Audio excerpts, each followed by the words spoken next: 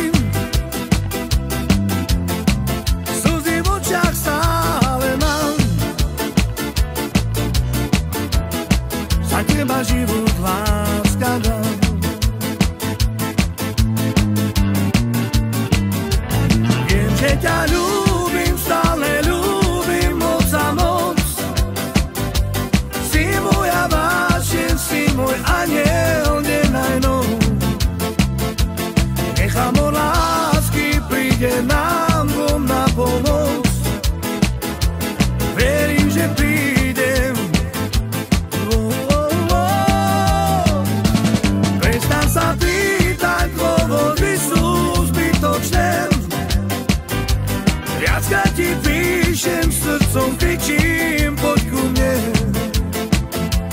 Prejav mi lásku, malý kúsok nádeje. Prosím ťa, láska.